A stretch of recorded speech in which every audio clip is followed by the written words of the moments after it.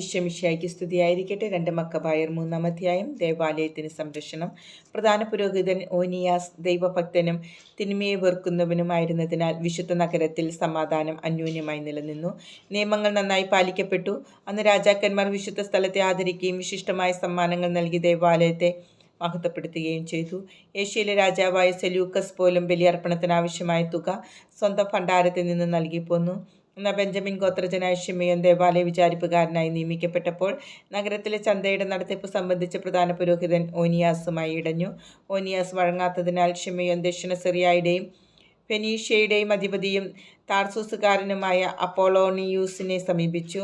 ജെറുസലേമിലെ ഭണ്ഡാരം കണക്കില്ലാത്ത പണം കൊണ്ട് നിറഞ്ഞെന്നും അത് ബലിയർപ്പണത്തിൻ്റെ ഇനത്തിൽ പെടുന്നതല്ലെന്നും രാജാവിൻ്റെ നിയന്ത്രണത്തിൽ വരുത്താൻ കഴിയുമെന്നും അവൻ അറിയിച്ചു. രാജാവിനെ സന്ദർശിച്ച് അപ്പോളോണിയൂസ് ഈ പണത്തെപ്പറ്റി തനിക്ക് കിട്ടിയ വിവരങ്ങൾ പറഞ്ഞു. പണം എടുത്തു മാറ്റുന്നതിന് തൻ്റെ കാര്യസ്ഥനായ ഹെലിയോദോറസിനെ രാജാവ് നിയോഗിച്ചു. ഹെലിയോദോറസ് ഉടൻ തന്നെ ദക്ഷിണ സിറിയയിലെയും ഫെനീഷ്യയിലെയും നഗരങ്ങൾ പരിശോധിക്കാനെന്ന ഭാവേന പുറപ്പെട്ടു. രാജകൽപ്പന നടപ്പിലാക്കുകയായിരുന്നു അവൻ്റെ യഥാർത്ഥ ഉദ്ദേശം. ജെറുസലേമിലെത്തിയപ്പോൾ പ്രധാന പുരോഹിതൻ അവനെ സൗഹൃദപൂർവ്വം സ്വീകരിച്ചു. ആഗമനോദ്ദേശം അറിയിച്ച ശേഷം അവൻ തനിക്ക് ലഭിച്ചിരുന്ന വിവരങ്ങളുടെ സത്യാവസ്ഥയെക്കുറിച്ച് ആരാഞ്ഞു. വിധവകളുടെയും അനാഥരുടെയും നിക്ഷേപങ്ങളും തോബിയാസിൻ്റെ പുത്രനും ഉന്നതസ്ഥാനിയുമായ ഹിർക്കാന്യൂസിൻ്റെ നിക്ഷേപവും ചേർന്ന് മൊത്തം 400 താലന്ത് വെള്ളിയും 200 താലന്ത് സ്വർണവും ഉണ്ടെന്ന് പ്രധാന പുരോഹിതൻ വിശദീകരിച്ചു. ദുഷ്ടനായ ശിമെയോൻ വസ്തുതകൾ അങ്ങേയറ്റം തെറ്റിദ്ധരിപ്പിച്ചിരുന്നു. ലോകം മുഴുവൻ ആദരിക്കുന്ന ഈ ദേവാലയത്തിൻ്റെ പൗത്രതയിലും അപങ്കുരതയിലും ആ സ്ഥലത്തിൻ്റെ പരിശുദ്ധിയിലും വിശ്വാസം അർപ്പിച്ചിരിക്കുന്ന ജനത്തോട് തെറ്റ് ചെയ്യുക അസാധ്യമാണെന്നും അവൻ പറഞ്ഞു. എന്നാൽ രാജകൽപ്പനയുള്ളതിനാൽ പണമെല്ലാം രാജഭണ്ഡാരത്തിലേക്ക് കണ്ടുകെട്ടേണ്ടതാണെന്ന് ഹെലിയോദോറസ് പറഞ്ഞു. അനന്തരം അവൻ ഒരു ദിവസം നിശ്ചയിച്ച നിക്ഷേപ പരിശോധനയുടെ മേൽനോട്ടം വഹിക്കാൻ അകത്ത് പ്രവേശിച്ചു. നഗരം ദുഃഖത്തിലാണ്ടു. പുരോഹിതന്മാർ ഔദ്യോഗിക വസ്ത്രങ്ങൾ അണിഞ്ഞ് ബലിപീഠത്തിന് മുമ്പിൽ സാഷ്ടാംഗം വീണ് നിക്ഷേപത്തെക്കുറിച്ച് നിയമം നൽകിയ ദൈവത്തോട് അവ നിക്ഷേപകർക്കായി കാത്തു സൂക്ഷിക്കണമെന്ന് പ്രാർത്ഥിച്ചു.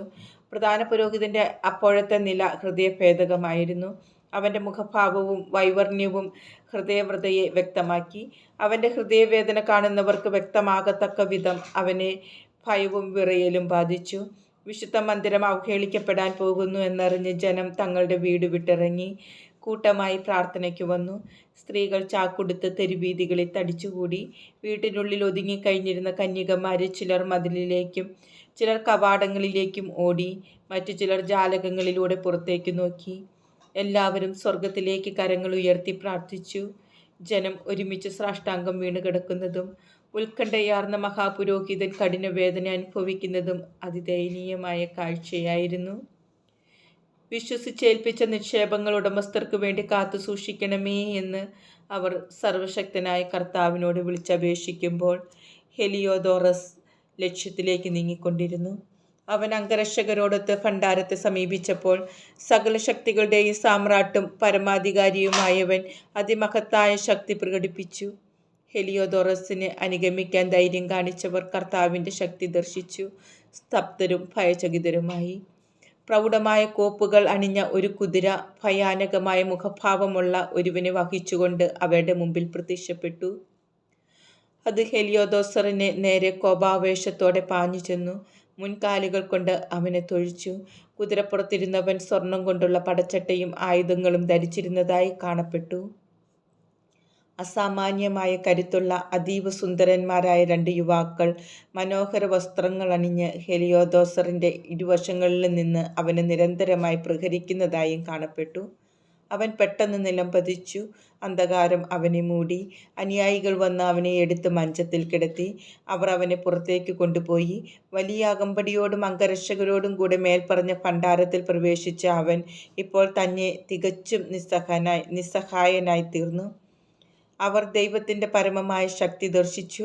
ദൈവത്തിൻ്റെ കരമേറ്റ് സംസാരശക്തി നഷ്ടപ്പെട്ട് അത് വീണ്ടും കിട്ടുമെന്ന പ്രതീക്ഷയേറ്റ് ഹെലിയോദോറസ് നിലത്ത് വീണ് കിടക്കുമ്പോൾ സ്വന്തം ആലയം രക്ഷിക്കാൻ അത്ഭുതകരമായി പ്രവർത്തിച്ച കർത്താവിനെ യഹൂദജനം വാഴ്ത്തി. അല്പസമയം മുമ്പ് വരെ പരിഭ്രമവും അസ്വസ്ഥതയും മുറ്റുനിന്ന ദേവാലയത്തിൽ സർവശക്തനായ കർത്താവ് പ്രത്യക്ഷീഭവിച്ചതിനാൽ ആഹ്ലാദം അലതല്ലി. അന്ത്യശ്വാസം വലിക്കുകയായിരുന്ന തോറസിൻ്റെ ജീവനു വേണ്ടി അത്യുന്നതനോട് പ്രാർത്ഥിക്കാൻ അവൻ്റെ മിത്രങ്ങളിൽ ചിലർ ഓനിയാസിനോട് അഭ്യർത്ഥിച്ചു. യഹൂദർ ഹെലിയോദോറസിനെതിരെ ചതി പ്രയോഗിച്ചെന്ന് രാജാവ് വിചാരിച്ചേക്കുമോ എന്ന് ഭയന്ന് പ്രധാന പുരോഹിതൻ അവൻ്റെ സുഖപ്രാപ്തിക്കായി ബലിയർപ്പിച്ചു. പ്രധാന പുരോഹിതൻ പരിഹാര ബലി അർപ്പിക്കുമ്പോൾ അതേ യുവാക്കന്മാർ വിഭൂഷകൾ അണിഞ്ഞ് ഹെലിയോദോറസിന് വീണ്ടും പ്രത്യക്ഷപ്പെട്ട് പറഞ്ഞു, പ്രധാന പുരോഹിതനായ ഓനിയാസിനോട് നന്ദിയുള്ളവനായിരിക്കുക.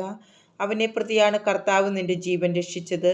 ദൈവത്താൽ പ്രഹരിക്കപ്പെട്ട നീ അവിടുത്തെ മഹത്തായ ശക്തി ലോകം മുഴുവൻ അറിയിക്കുക. ഇത് പറഞ്ഞിട്ട് അവർ അപ്രത്യക്ഷരായി. ഹെലിയോദോറസ് തൻ്റെ ജീവൻ രക്ഷിച്ച കർത്താവിന് ബലിയർപ്പിക്കുകയും വലിയ നേർച്ചകൾ നേരുകയും ചെയ്തു. അവൻ ഓനിയാസിനോട് വിടവാങ്ങി രാജസന്നിധിയിലേക്ക് സൈന്യസമേതം യാത്രയായി. പരമോന്നതനായ ദൈവം പ്രവർത്തിച്ചതും സ്വനേത്രങ്ങൾ കണ്ടതുമായ കാര്യങ്ങൾക്ക് അവൻ സകല മനുഷ്യരുടെയും മുമ്പാകെ സാക്ഷ്യം നൽകി. മറ്റൊരു സന്ദേശവുമായി ജെറുസലേമിലേക്ക് അയക്കപ്പെടാൻ ആരാണ് യോഗ്യനെന്ന് രാജാവ് ചോദിച്ചപ്പോൾ അവൻ പറഞ്ഞു, അങ്ങേക്ക് ശത്രുവോ അങ്ങയുടെ ഭരണത്തിനെതിരെ ഗൂഢാലോചന നടത്തുന്നവനോ ഉണ്ടെങ്കിൽ അവനെ അയക്കുക. അടിമുടി പ്രഹരമേറ്റിട്ട് രക്ഷപ്പെട്ടാൽ അങ്ങേക്ക് അവനെ തിരിച്ചു കിട്ടും.